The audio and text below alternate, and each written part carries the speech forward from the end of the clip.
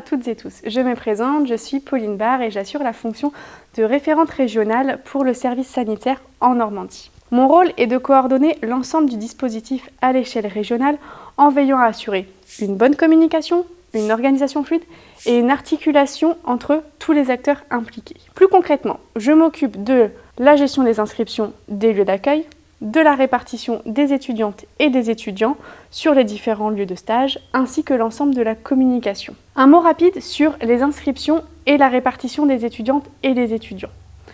Les inscriptions se déroulent chaque année en septembre.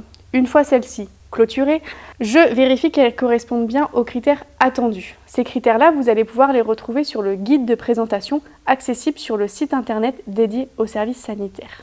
Une fois que j'ai procédé à la vérification des inscriptions, je transmets le listing aux organismes de formation afin qu'ils puissent répartir leurs étudiantes et leurs étudiants sur les structures. Cela va dépendre de la thématique ou de la zone géographique. Important à noter, le fait de s'inscrire en septembre ne garantit pas que vous allez être retenu pour accueillir des étudiantes et des étudiants.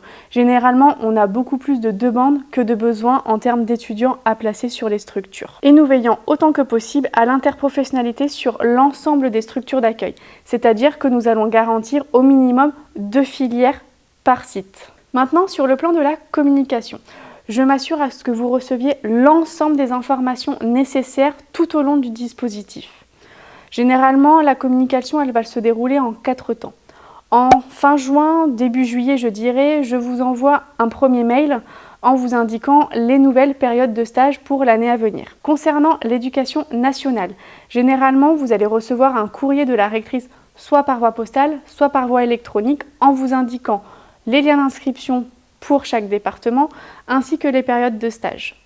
Ensuite, cours en septembre, généralement je vous fais 1, 2, voire 3 relances afin de vous prévenir que les inscriptions se terminent bientôt et qu'il est impératif de procéder à l'inscription. En général, la répartition des étudiantes et des étudiants se déroule début novembre. Donc vous allez recevoir des nouvelles de ma part généralement fin novembre afin que je puisse vous avertir si vous avez été retenu ou non. Puis la 4e étape sera de recevoir un mail ou un petit coup de téléphone de ma part courant février-mars, généralement 2 à 3 semaines avant l'arrivée des étudiants, afin que je puisse vous envoyer leurs coordonnées et quelques informations. Des petits rappels concernant le télétravail qui est interdit, le respect des horaires, que vous êtes bien en capacité d'accueillir les étudiants. Puis je vous envoie également plein de documents, le guide pratique, la grille d'évaluation, et quelques autres informations. Je reste bien sûr disponible tout au long de l'année afin de répondre à vos questions et si c'est possible que je n'ai pas la réponse, de pouvoir vous aiguiller vers les bons acteurs. Enfin, quelques petites recommandations si vous souhaitez accueillir des étudiantes et des étudiants.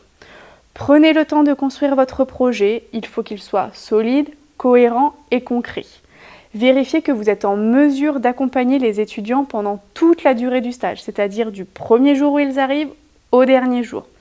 Puis, appuyez-vous sur l'ensemble des ressources que l'on vous envoie. C'est très important. Merci.